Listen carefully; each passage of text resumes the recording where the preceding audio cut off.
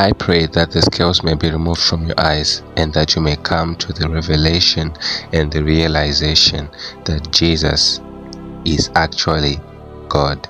Be blessed as you listen. Listen with an open mind, with an open heart, and God will reveal to you the mystery of the Christ.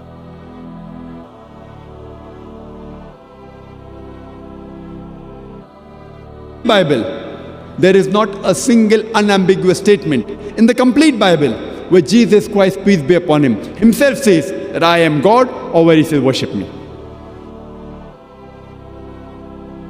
Where in the New Testament. Now keep in mind, this is the biggest sticking point for Muslims. Because like I said earlier, Muslims believe that Jesus is the Messiah. Muslims believe that Jesus was the most miraculous man who ever lived. Some Muslims believe he's the only sinless prophet, truly sinless prophet who ever walked this earth. But the moment you say Jesus is God, in a Muslim's eyes, you are committing the worst blasphemy you could ever possibly commit. The Quran says very clearly, chapter 4, verse 171, as well as chapter 5, verse 72, that if you believe Jesus is God, you will go to hell. There's no arguing with that in the Muslim worldview. Chapter 5, verse 116 shows Jesus having a conversation with Allah, and Allah asked Jesus, did you ever tell people to worship you? And he said, by no means. Do I have the right to tell them to do something like that? And so the idea that Jesus is God is blasphemy in Islam, and they're trying to defend God when they say there's no way Jesus is God. So the question for me, now that I came to the point of realization that the New Testament was reliable, I said, okay, fine, but Jesus never claims to be God in that. And now I began to study with a little bit more depth. I began to try to look at things. My friend David first handed me the Gospel of John. He said, here, read this. And as I read the Gospel of John, John chapter 1 verse 1 says that Jesus is God. Don't have to go too far. In the beginning was the Word was with God, and the Word was God. Well, what is the Word? You go down to verse 14. The Word became flesh and dwelt among us, and we beheld His glory. I'm looking at these sets of verses, and I'm trying to find a way around this, because again, from childhood, I've been told Jesus couldn't be God.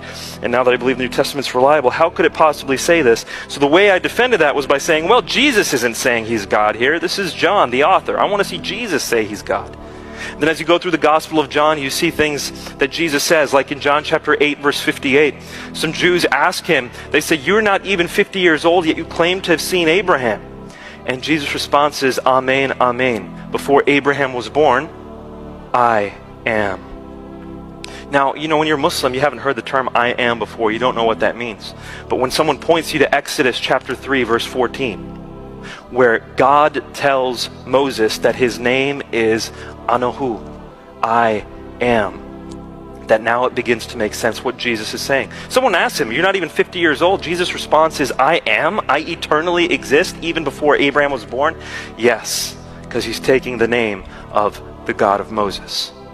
It's pretty clear. And by the way, if there are any Muslims listening and thinking that's not convincing enough, go to John 20:28, where someone calls Jesus God, and Jesus' response is basically, finally, took you long enough. So then my response to that was, well, forget the Gospel of John. It was written too late. That's not reliable. I want to go to the first Gospel. I want to see where it was written early on. Did Jesus claim to be God? Fortunately, I don't have all the time to go into the details here, but I will tell you this.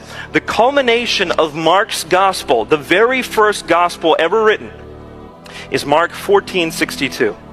And in this one verse, Jesus makes 2, if not 3 references to the Old Testament, saying, I am the God of Moses, I am the God of Daniel, I am the God of David.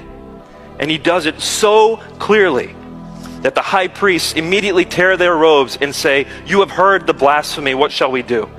And that's the reason why they decided to crucify him. And they would have been right to crucify him if he were God.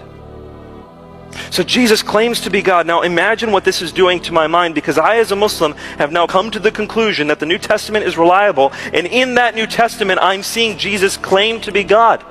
This makes everything I've ever been taught about Islam false, because we're supposed to revere Jesus. But here's evidence he claimed to be God. How can I do that? And this cognitive dissonance began to drive me nuts. Up until this point, I was just arguing with my friend David. But now I come to the realization that this investigation may very well determine the course of my life. And so I start praying fervently. And in the middle of these prayers, I go back to my friend David and I say, well, I need to have a case. I need to have good, solid reasoning for what would make Christianity true. Because Christians believe all kinds of things. There's different denominations. Some Christians believe this. Some Christians believe that. What is the thing that would make the core of Christianity true? And I found it in Romans chapter 10, verse 9. Paul says, if you confess with your mouth that Jesus is Lord, and believe in your heart that God raised him from the dead, you will be saved. You didn't know there was going to be a pop quiz involved. Confess with your mouth that Jesus is Lord, and believe in your heart that God raised him from the dead, you will be saved. Jesus has to be God. He has to die on the cross and then rise from the dead for Christianity to be true.